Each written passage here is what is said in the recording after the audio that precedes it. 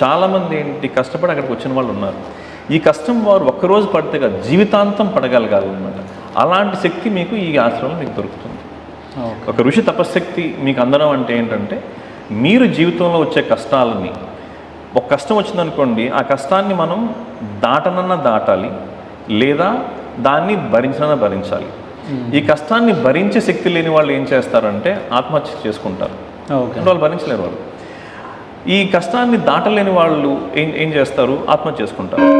ఇంకొకటి ఏంటి, ఆ కష్టాన్ని మనం భరించాలి లేకపోతే దాటాలంటే మనకున్న శక్తి సరిపోయినప్పుడు ఇలాంటి క్షేత్రానికి వచ్చి ఇక్కడ శక్తి తీసుకుని దాన్ని మనం దాటాలి.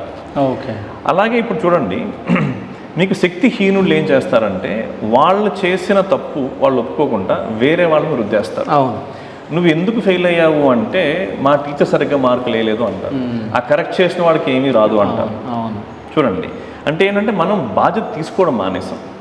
ఈ ఆశ్రమంలో ఎవరు వచ్చినా కూడా వాళ్ళకి ఇక్కడ జరిగేది ఏంటంటే, మీ జీవితానికి బాధ్యత మీరు తీసుకోండి, మీరు ఎదగండి. మీ మొదటి గోల్ ఏంటి అంటే మీరు జీవితంలో మీరు ఒక కొవ్వొత్తిలాగా మీరు ఎలగాలి. దాని తర్వాత గోల్ ఏంటంటే ఇంకో కొవ్వొత్తిని మీరు వెలిగించగలగాలి. మీరే వెళ్ళకపోతే మీరు ఎవరిని వెలిగిస్తారు? అది అంటే మీ వ్యక్తిగత బాధ్యత ముందు మీరు తీసుకోండి.